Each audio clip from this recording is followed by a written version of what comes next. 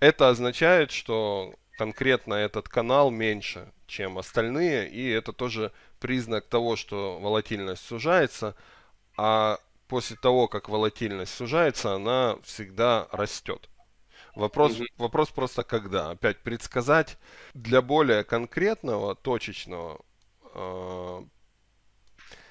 предсказания, скажем так, момента, когда будет э, рынок стартовать, вот нужен вот этот индикатор.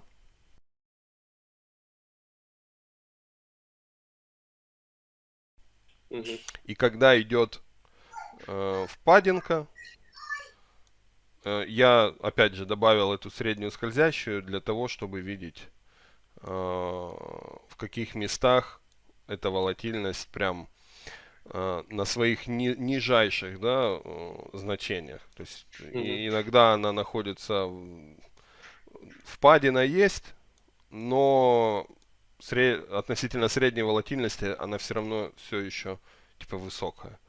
Мгм. Вот. Хотя нужно проанализировать, потому что, видишь, здесь, например, все равно движ есть.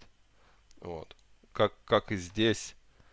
Ну, здесь, например, какое-то время движа не было. Но вот мне интересны вот эти впадины, потому что после них обычно идет рост волатильности.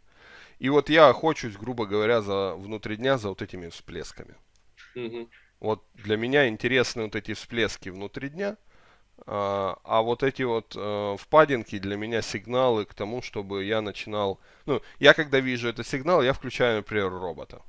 Мгм. И все, у меня робот вообще, у него есть свои сигналы на покупку, на продажу, он сам знает, что делать. Мгм. Короче, я просто нажал кнопку включить и сижу, жду. Он там себе лоси собирает, там прибыль собирает. Моя задача просто дождаться импульса. Э, Если он прошел, то все, я закрываю, например, сделку и выключаю робота и жду следующий Мгм. впадинку. Вот ты так же самое можешь делать, только на старшем таймфрейме. Мгм. То есть ты смотришь на те моменты, когда первое, я специально добавил вот здесь, видишь, две скользящие. Ты Мгм. можешь, ты можешь их убрать, чтобы они тебе не мешали, если они тебе мешают, например. Ты можешь их убрать, но вот эти стрелочки обязательно нужно Мгм. оставить. Потому что эти стрелочки показывают как раз момент, когда вот локально волатильность начинает расширяться. Можешь там поставить, грубо говоря, на троечку, чтобы стрелки было видно. И ты вот сидишь, ждешь и видишь, ага, волатильность падает. Круто. Теперь надо дождаться, когда она начнет расти. Вот тут бамс, появляется стрелка, и ты в этот момент, э, вот, этот момент, да, ты в этот момент понимаешь, что сейчас может пойти всплеск, а всплеск это, вероятно, трендовое движение. Ну вот, и здесь ты, грубо говоря, к этому тренду можешь присоединяться. Ну, Мгм. вот видишь, здесь минус в том, что тренд есть, но вот этот движ пропущен. Мгм. Из-за того, что эта впадинка находится все равно выше средней. Мгм. А вот когда она ниже средней, это значит рынок сжимается настолько, что он прям вообще, грубо говоря, его волатильность там минимальна. И вот меня интересны именно вот прям такие моменты, потому что они предшествуют как раз вот этому импульсу, вот этому. Вот моя цель вот этот импульс, только внутри дня. И вот здесь вот смотри, вот стрелочка, да, Мгм. вот эта свечка. И вот здесь, грубо говоря, я бы включил робота. Мгм. И вот у меня робот бы присел бы вот к этому импульсу, и я бы там здесь что-то взял. Возможно, перед этим бы какого-то лося взял небольшого.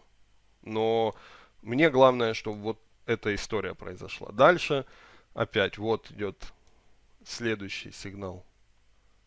Вот он, да? Вот Мгм. здесь. И я включаю вот здесь робота. Вот тут бы он, скорее всего, у меня бы там начал что-то шортить. Какой-то здесь были бы убыток был, может, какая-то прибыль там.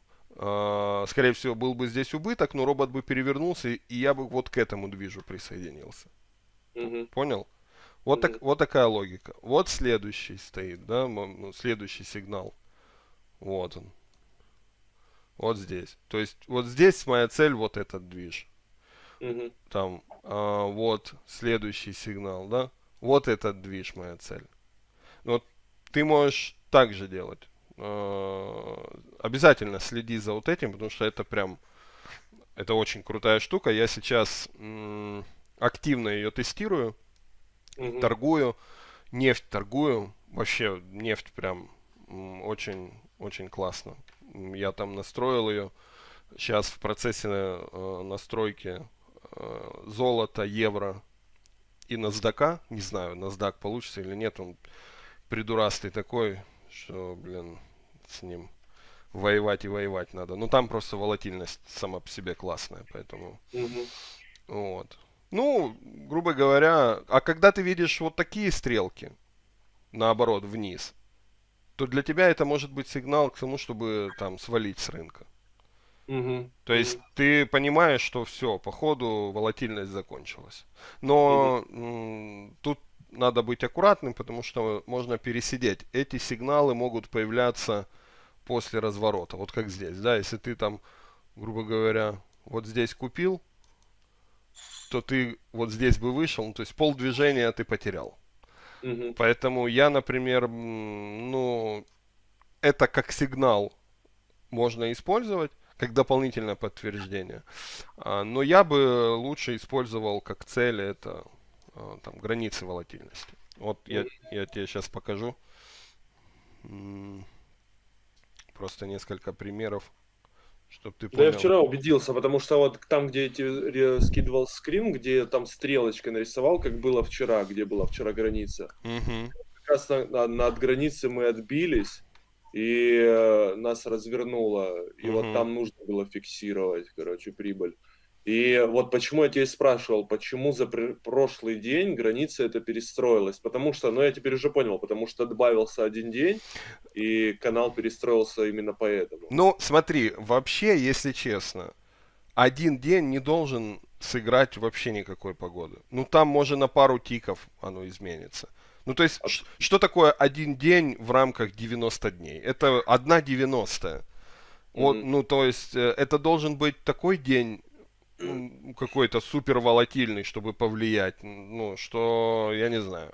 Типа, это больше похоже на баг, знаешь, чем, Мгм. ну, я просто не могу понять, я сейчас в процессе допиливания еще этого Мгм. паттерна, может быть, что-то там сбилось, ну, хер его знает. В целом, ну, вот на нефти, видишь, у меня каналы внутридневные, Мгм. ну, на нефти вроде бы, как бы, все окей.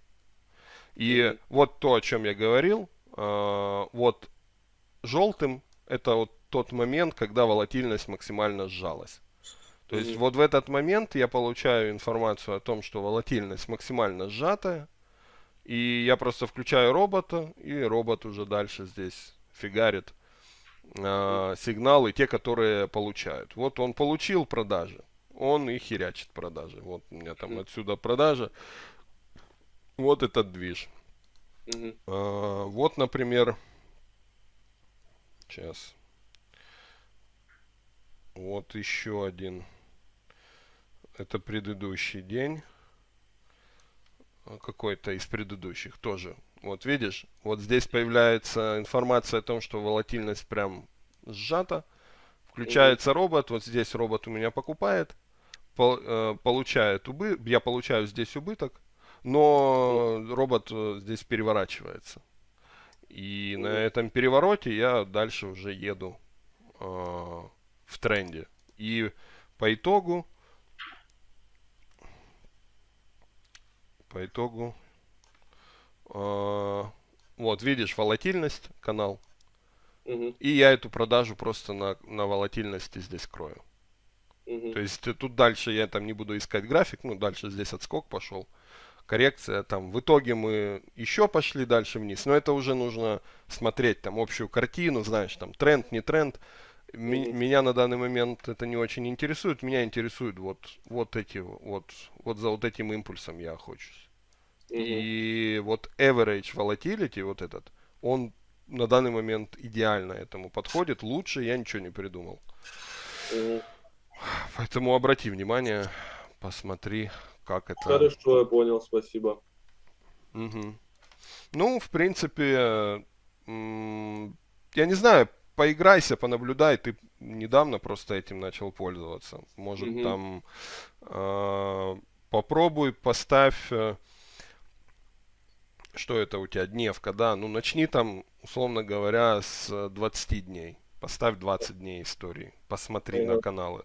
Добавь потом 5 дней истории, посмотри, как оно с 25. По идее, чем больше ты докидываешь истории, тем каналы должны изменяться, но они должны по чуть-чуть изменяться. Мгм. Не должно быть такого, что прям, знаешь, ты добавил там 5 дней истории, а у тебя канал стал в 2 раза шире. Мгм. Теоретически такое может быть, но только если ты добавил участок с волатильностью кардинально отличающейся. То есть у тебя Мгм. волатильность средняя в день, там, например, 50 тиков, а ты добавил 5 дней истории, а там 150 тиков в день рынок ходил. У тебя, конечно, ну тогда может измениться волатильность с учетом тех данных, которые ты получил. Мгм. Ну а там пробуй, тестируй, играйся и пробуй совмещать вот с этой средней скользящей. Мгм. Просто смотри как минимум те моменты, когда средняя скользящая начинает расти, ты должен понимать, что в целом волатильность растет и может расти ближайшие там несколько дней, например, несколько периодов или сессий, ну что ты смотришь. Если ты видишь, что она планомерно несколько раз уменьшается, это значит, что хаи лаи волатильности, они тоже, ну, они уменьшаются. Видишь, то есть здесь типа уменьшаются хаи лаи, и, соответственно, средняя под них подстраивается. То есть это средняя той волатильности, которая у нас либо растет в более, ну, как бы долгосрочной перспективе, чем вот эти вот локальные всплески. Мгм. Я, кстати, загрузил Average Volatility, она у меня что-то вообще ничего не показывает. И еще хотел спросить, там новый DLL, да, пришел вот. Я его закинул в папку с индикаторами, но он у меня не заменился. То есть, Ты ну, удаляешь старый. а как я угадаю, какой старый? Ну, я всегда переименовываю DLL-ки.